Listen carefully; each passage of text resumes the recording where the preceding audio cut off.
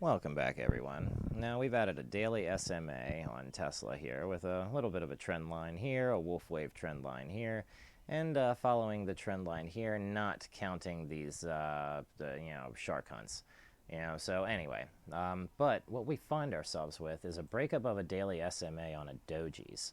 On a set of 3 dojis, or possibly crows and or doves. I like to call one maybe a homing pigeon. Okay, and the homing pigeon likes to come up and land. Okay, anyway, so we take a look at some of those, and yes, it looks like a bunch of gibberish lines and whatnot, but it's not that confusing. Okay, but we are looking for this breakout right here, and when this breakout does happen, that could be a good signal to follow this trend upwards to, say another area. But this trend line is existing, this trend line is existing, and keep in mind this trend line is also existing, okay? Important things. Okay, now that's on the daily though. That's a very steep trend line. It would have to fall off a lot to break that. It has the support here. All right, but let's just see where it doesn't have the support. Okay, and we can pull that up with, say, like our volume profile or multiple different volume profiles, or even just the TPO profile. But just for fun, we can do volume first.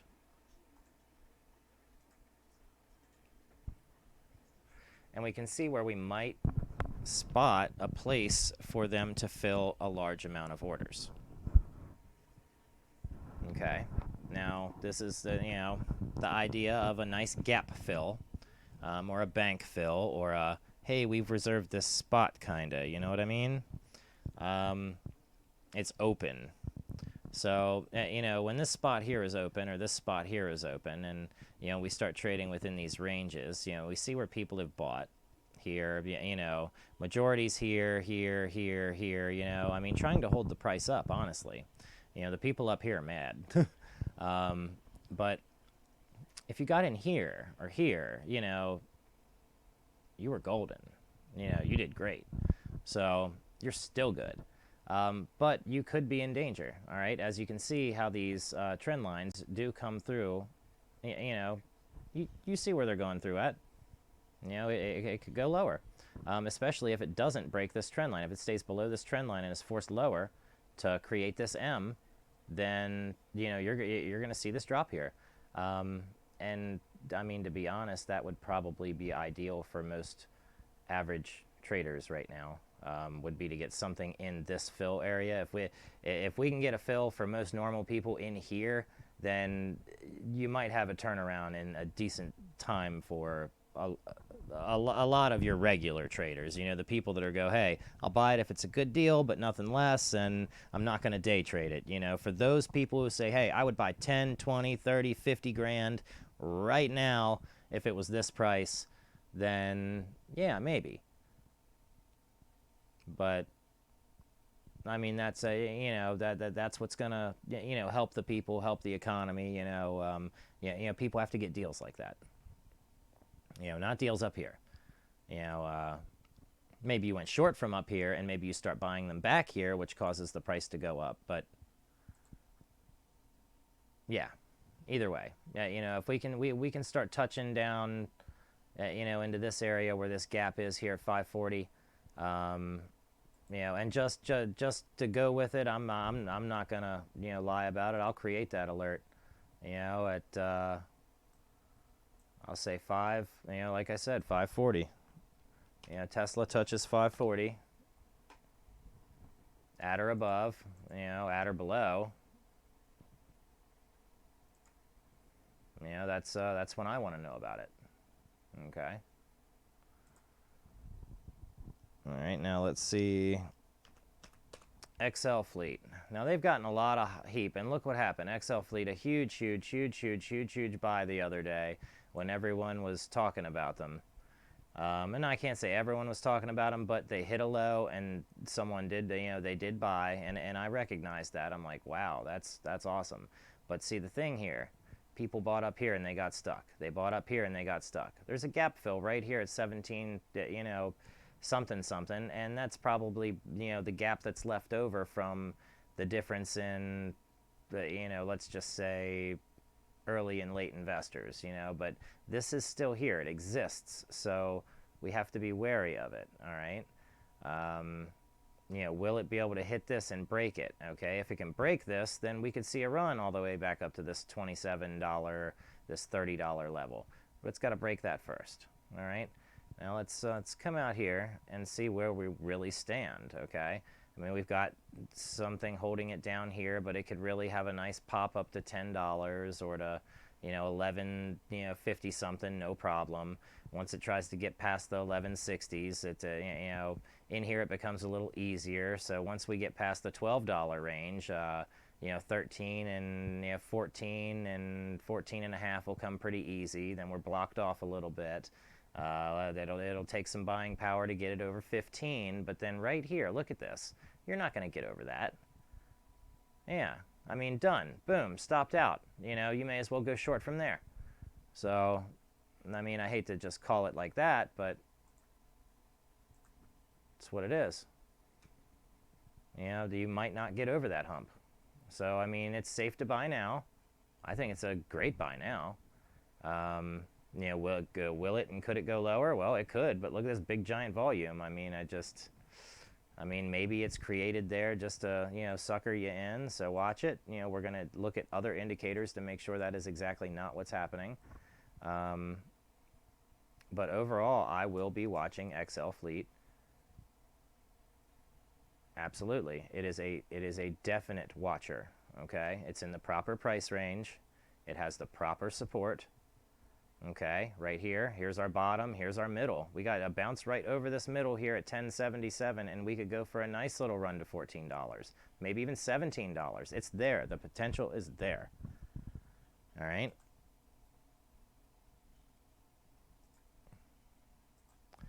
You know, the infrastructure is there. The business is there. I don't know why the people and the traders aren't. Okay. There's my spiel. All right, what's up with XPEV? They're rocking the bottom here, sticking it out in the middle. They'd love to take a run to 40, 30, you know, the $40 here very, very soon. And it looks like that could happen if they get a little bit of buying pressure. Boom, bump to 40. So let's look for an open in the next week and a possible bump to 40. Oh, and it looks flat in the water too. Yes, it does. Baby needs some loving. Come on, come and love her. All right. Yep, and when stocks are flat in the water, that means they're about to get a bump it up.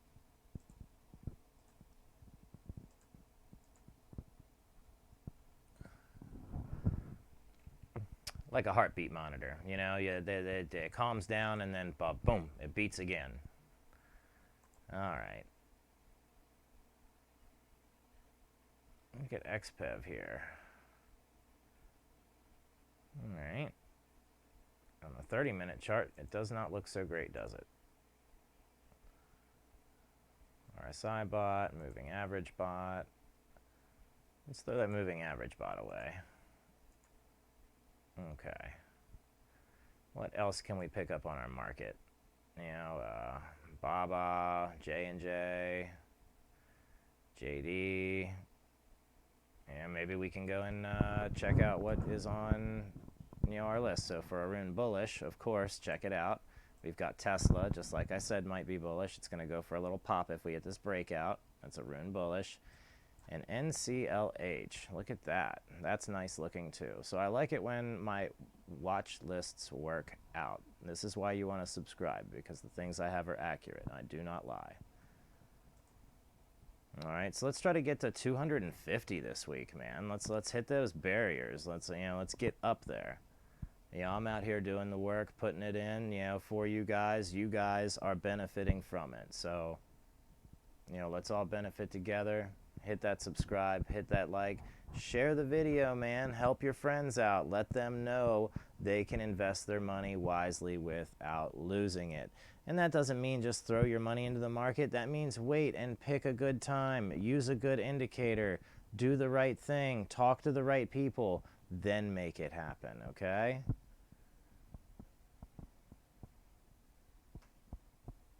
Proper execution. Perfect. Okay. So let's see what we got here. Okay, we got a couple here that are the CMO less than 35. So these are ones who are turning around. Okay, now these are CMO less than 35, which means that they're still having a bad day.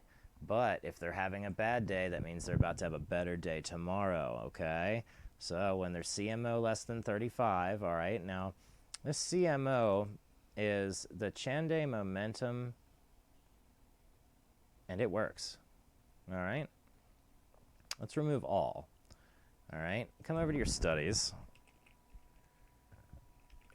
and get your Chande. All right, your Chande momentum oscillator. All right, hit apply with that. Now you've got it down here on the bottom, and you see this works a lot like an RSI, but a lot better. All right, but it's on a 20 period, and I don't really like that. I move it out. All right.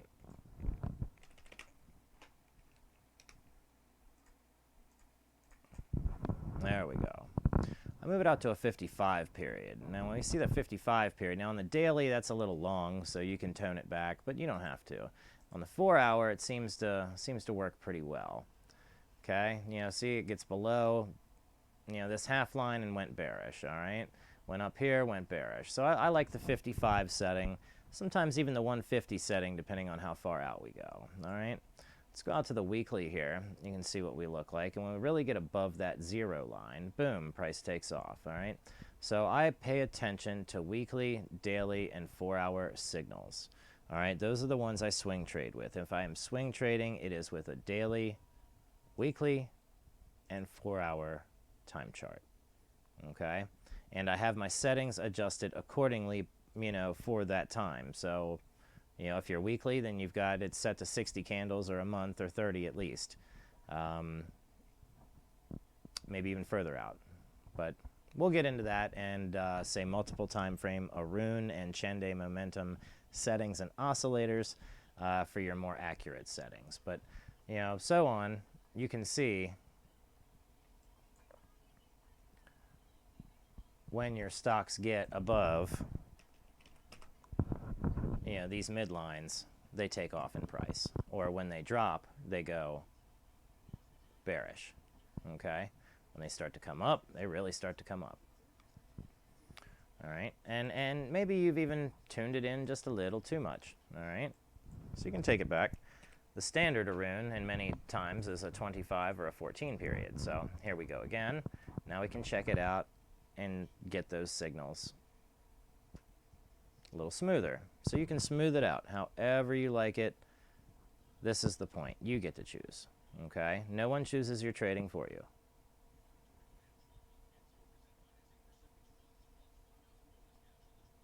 All right, and you can use this to look for your, you know, possible convergences and divergences and things like that. Absolutely. But when you see a bounce like this to this, like that to that, then a big peak, you know, it's not hard to see what you're supposed to do and count out your wolf waves and make it happen.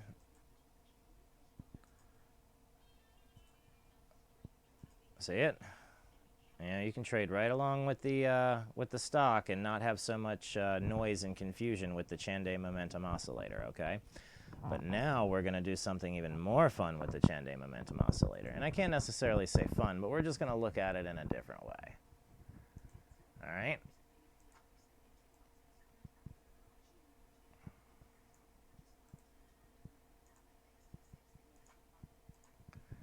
Now it's up here on the big screen. I mean, does that really matter? I mean, no, not really, but I like it up there. It's a nice big view. You can see the dips when you need them. Yeah, I like it up there. So to get that, what you'll do is you'll just copy everything over into another script and leave out the declare lower part. All right? So go over, get your Chande, your momentum oscillator. All right, this is a very simple, easy thing to do. Copy it from line 7 all the way down. That's it. All right, paste it into a new study, just like this, blank study, paste it in there. It's like I have mine set to a length of 5 internally.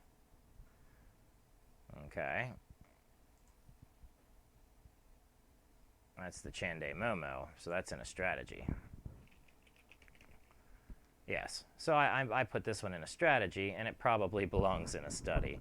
All right, if it doesn't have orders, then it belongs in a study, okay? So even we still make some mistakes, but we'll leave it there because it's where I want it to be. All right, so now we can see these dips. So maybe we want to know when our line crosses below our -50 and above our midline, and then above our +50 and below and whatnot.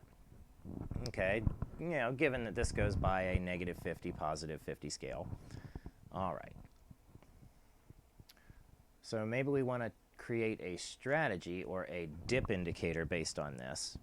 And even yet, it's adjustable, even though, let's see here, 20, okay. And we can adjust it here, 20, perfect. All right. And maybe there's even another way we can look at our information, just to play with it a little bit. See, now we've traded this over into more of a volume type of bar, and we can really see those spikes in action, okay, and the drops in action. All right, so now it's not a line, but it's more represented of like a bar graph. And I mean, does this help us view the information better? I mean, the P&L here in the way doesn't really help. So we can just get rid of that by not showing that study. Now we can see this, all right? So we see this as a nice dip buy before the price skyrockets, okay? We see a dip, a dip, it went bearish, okay? And we can chart this and chart these wave patterns as such and count them, okay?